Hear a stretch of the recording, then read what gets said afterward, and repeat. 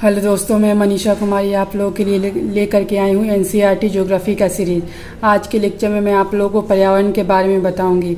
अभी जैसा कि आप करंट में भी देख रहे होंगे कि पर्यावरण का मुद्दा कितना इम्पोर्टेंट है। जैसे COP26 सम्मेलन हुआ, G7 सम्मेलन अभी होने वाला है, और भी बहुत सारे G7 अभी तुरंत हुआ है, जर्मनी में हुआ है। और पर्यावरण क्यों इतना इम्पोर्टेंट है, इतना ज़्यादा हम क्यों किसी बीपीएससी को लेकर के इतना इम्पोर्टेंट क्यों है, यूपीएससी में क्यों है। तो ये यूपीएससी में तो सिलेबस के ही अंदर है, इन्वायरमेंट के अंदर आप जब सिलेबस देखिएगा तो ये चीज़ें आती हैं। तो हमें पढ़ना है पर्यावरण है क्या, ठीक है।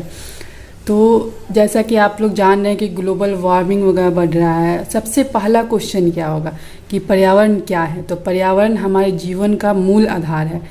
जैसे कि हम सांस लेते हैं, खाना खाते हैं, पानी पीते हैं, या बहुत सारा मानव क्रियाकलाप करते हैं, या जब जहाँ भी आप खड़े हैं, आप जहाँ पे भी बैठे हैं, उसके चारों तरफ अगर आप देखते हैं तो आप पाइएगा कि पर्यावरण से रिलेटेड वस्तुएं, पर्यावरण से रिलेटेड घटक आपके आँखों के सामने हैं।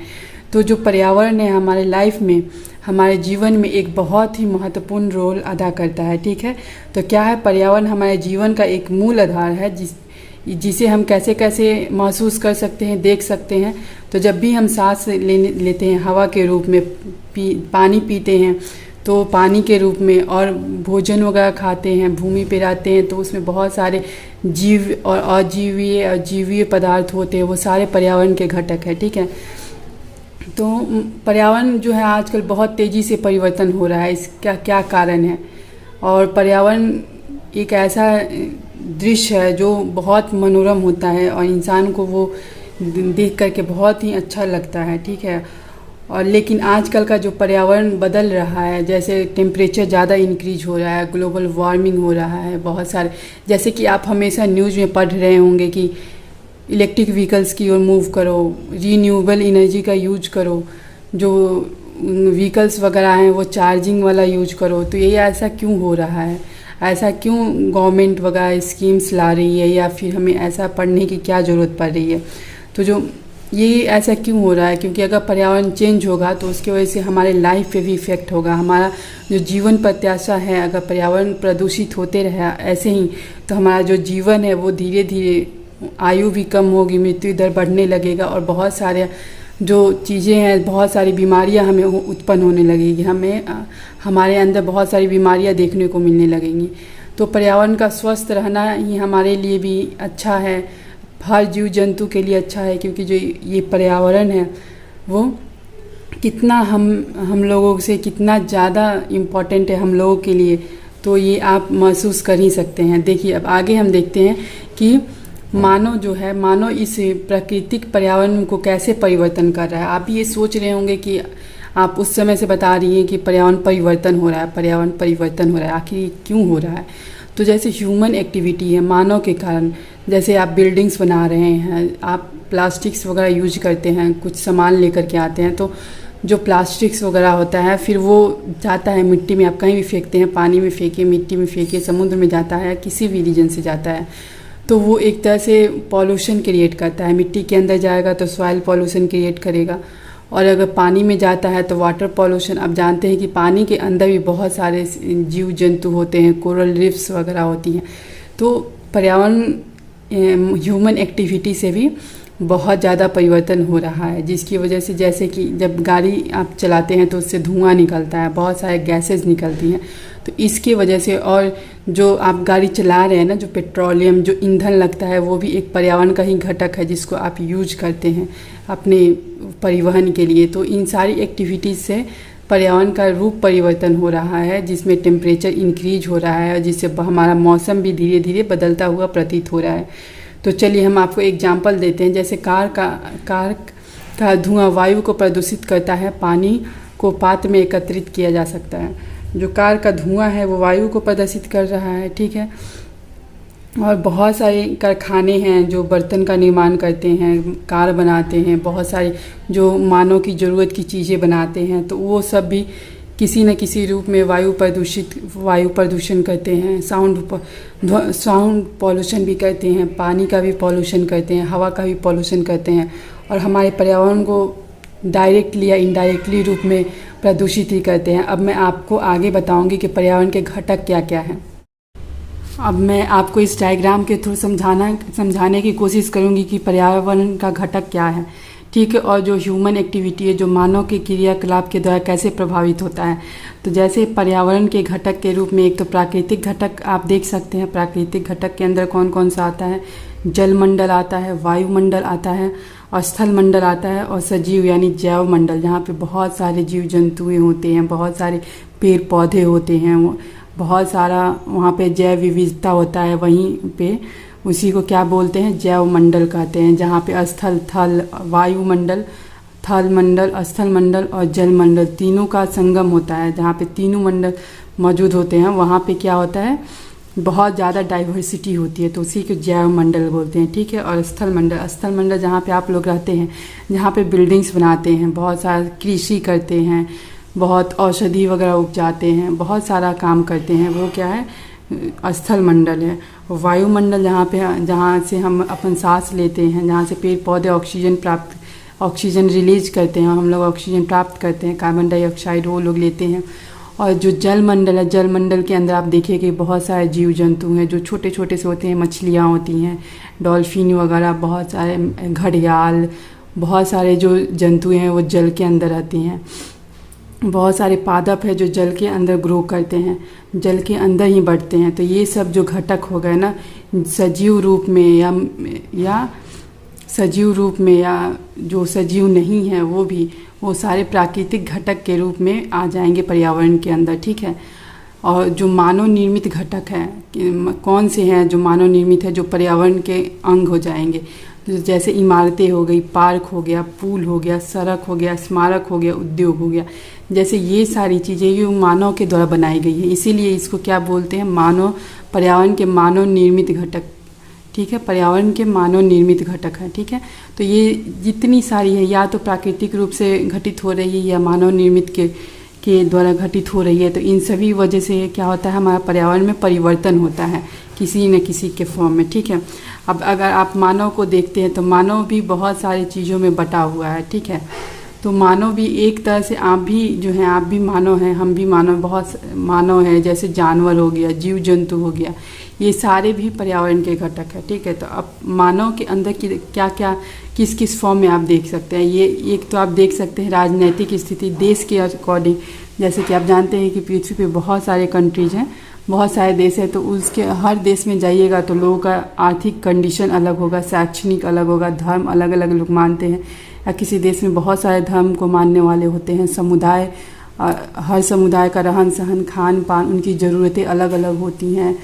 और जैसे कि सांस लेना, खाना खाना, भोजन, भूख लगना, ये सब चीज़ें कॉमन है, लेकिन भोजन में किसी को कुछ और चीज़ें पसंद होती है। तो लोगों का उस स्थान के ज़रूरत के अनुसार वो लोग अपना रहन सहन अपना डेवलप करते हैं। और परिवार हो गया, परिवार हो गया, ये भी एक ही तरह का क्या है? मानव, बहुत सारे मानव मिलकर के परिवार का गठन करते हैं। परिवार में और वही परिवार क्या हो जाता है? एक पर्यावरण का घटक हो जाता है। एक सिंगल पर्सन भी हो सकता है, समुदाय भी हो सकता है, बहुत सारे धर्म को मानने वाले लोग भी हो सकते हैं, शैक्षणिक संस्थान भी एक पर्यावरण का घटक ही हो गया। तो जैसे कि आप इस डायग्राम से आपको पता चला होगा कि पर्यावरण के घटक में कौन कौन से आ सकते हैं। ये दो चीज़ें आ सकती है, एक तो प्राकृतिक रूप से जो घटक है, जो आपकी आंखों के सामने दिख रही है, वो भी पर्यावरण के घटक है, चाहे वो सजीव रूप में हो या फिर निर्जीव रूप में हो, जैवीय हो या अजैवीय हो, या फिर मानव निर्मित हो, ये सारी चीज़ें पर्यावरण पे इफ़ेक्ट करती हैं। अब मैं आपको बताऊंगी कि जीवीय और अजीवीय क्या है, ठीक है। तब आपको पर्यावरण, जैसे कि आप यहाँ पे देख रहे हैं कि पर्यावरण में जीवीय भी होते हैं और अजीवीय भी होते हैं। जीवीय का मतलब क्या होता है?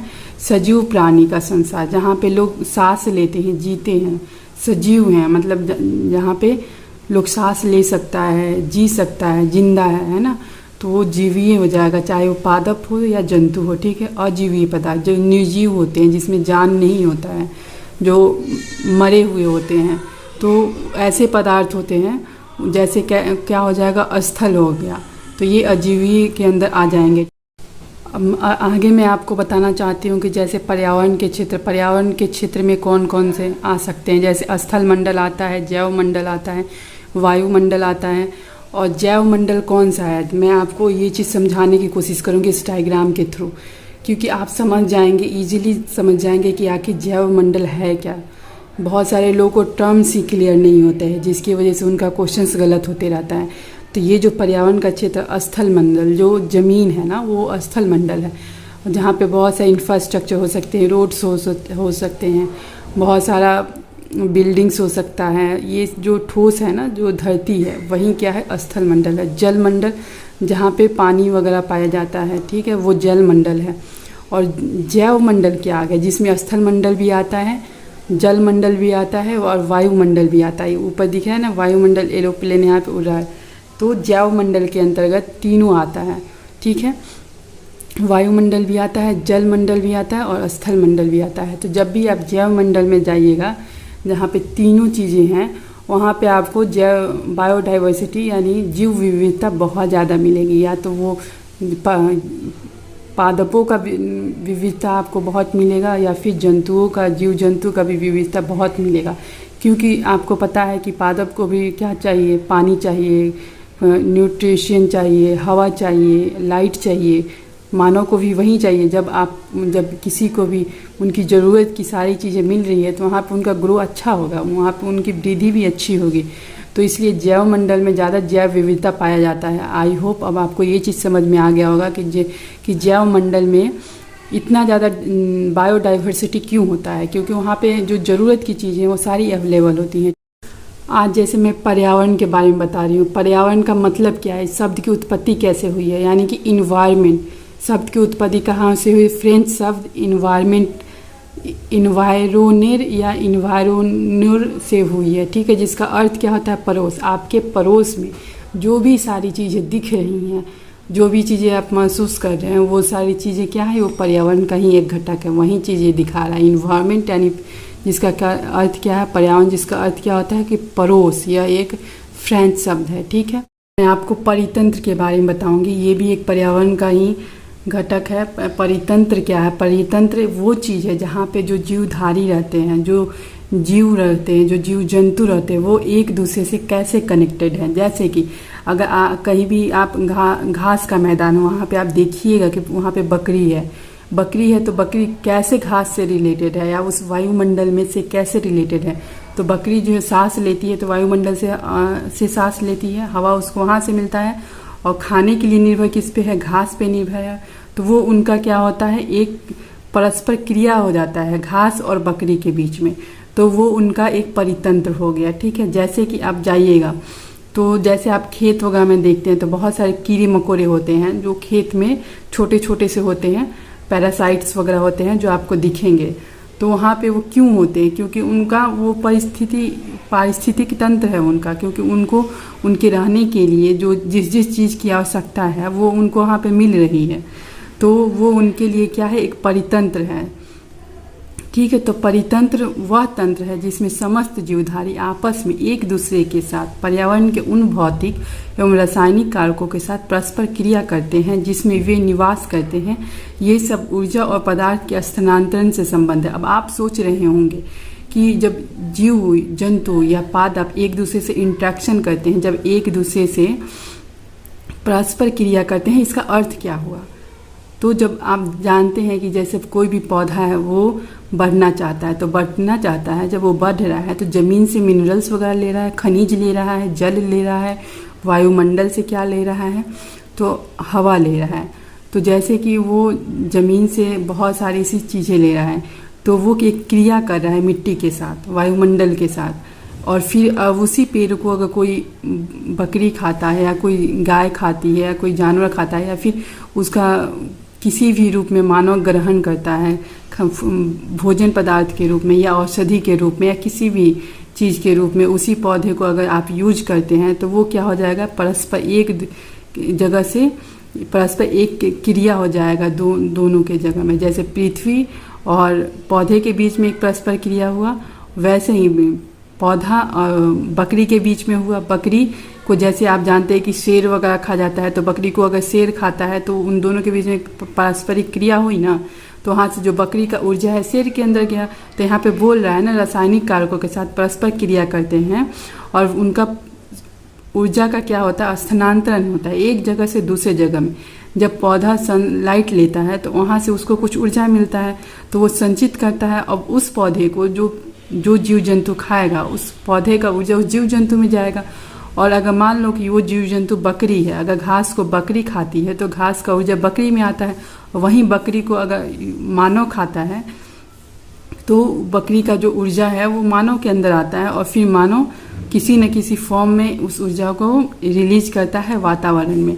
तो ये क्या हो गया, ये एक तरह का परितंत्र हो गया, जहाँ पे बहुत सारे जीव आपस में इंट्रैक्शन करते हैं, आपस में क्रियाकलाप करते हैं, जिसमें वो क्या करते हैं, ऊर्जा का एक जगह से दूसरी जगह स्थानांतरण करते हैं। और इसी स्थानांतरण की वजह से लोग जीवित हैं। हमारी जो चक्र चल रहा है जीवन का, ये सारा इसी पे निर्भर है। तो परितंत्र हमारे लिए कितना इम्पोर्टेंट है, अब आपको ये चीज़ समझ में आ गया होगा। ठीक है, जैसे कि आज का इस सीरीज का ही नाम है कि क्या आप जानते हैं। तो क्या आपको पता है कि विश्व पर्यावरण दिवस कब है? तो एनसीईआरटी में दिया हुआ है कि विश्व पर्यावरण दिवस 5 जून को मनाया जाता है। वैसे अगर आप बीपीएससी का एग्ज़ाम दे रहे होंगे तो आप थीम याद कर लीजिएगा कि 2022 का विश्व पर्यावरण दिवस का थीम क्या है, उसका मोटो क्या है, और वो उस पर कोई योजना चलाया गया है कि नहीं चलाया गया, ये सब चीज़ें देख लेंगे तो आपको प्रीलिम्स के लिए बहुत हेल्पफुल रहेगा। और एक आ गया वस्तु विनिमय पद्धति। इसमें क्या होता है, एक वस्तु से दूसरे वस्तु का अदला बदली होता है, जिससे जो वस्तु आपके पास है वो अगर आपको किसी और को देनी है तो आप उससे कुछ ना कुछ तो लीजिएगा, उसके बदले में उस वस्तु को दीजिएगा। तो इसी को क्या कहते हैं, वस्तु विनिमय प्रणाली कहते हैं। और आज के लेक्चर में मैं आपको इतना ही बताऊंगी, क्योंकि जो पर्यावरण का जो जैवमंडल क्या है, स्थल मंडल क्या है, वायुमंडल क्या है, परितंत्र क्या है, आज मैंने आपको इतने सारे वर्ड्स, इतने सारे टर्मिनोलॉजी क्लियर किया है। और ये भी बताया है कि पर्यावरण दिवस, विश्व पर्यावरण दिवस कब मनाया जाता है। और इससे ये 2-3 क्वेश्चन बनते हैं, जैसे इसका थीम क्या है, और इससे रिलेटेड, पर्यावरण से रिलेटेड जो योजनाएं हैं वो प्रीलिम्स में आ सकता है। तो आप वहाँ उसके लिए भी आप देख लीजिएगा। अगर आप कभी करंट कहीं से पढ़ रहे हैं तो इस चीज़ पे फोकस कीजिएगा, क्योंकि पर्यावरण बहुत इम्पॉर्टेंट है। और आज का जो ये पर्यावरण चैप्टर है एनसीईआरटी का, वो समाप्त होता है। और अगर आपको मेरा लेक्चर अच्छा लगता है तो लाइक कीजिएगा, सब्सक्राइब कीजिएगा और शेयर कीजिएगा। पर्यावरण इतना छोटा नहीं है, आपके सामने जितना दूर दूर तक आप देखिए, जो चीज़ भी दिख रहा है ना, वो सब पर्यावरण से रिलेटेड है। ऐसा कुछ नहीं है जो पर्यावरण से रिलेटेड नहीं है। तो ये एक तरह से पर्यावरण क्या है, एक तरह से ऊर्जा का ट्रांसफॉर्मेशन एक जगह से दूसरे जगह। ठीक है, तो इस चीज़ को आई होप आप समझ पाए होंगे। और आपको मेरा लेक्चर अच्छा लगता है तो लाइक कीजिएगा, सब्सक्राइब कीजिएगा और शेयर कीजिएगा।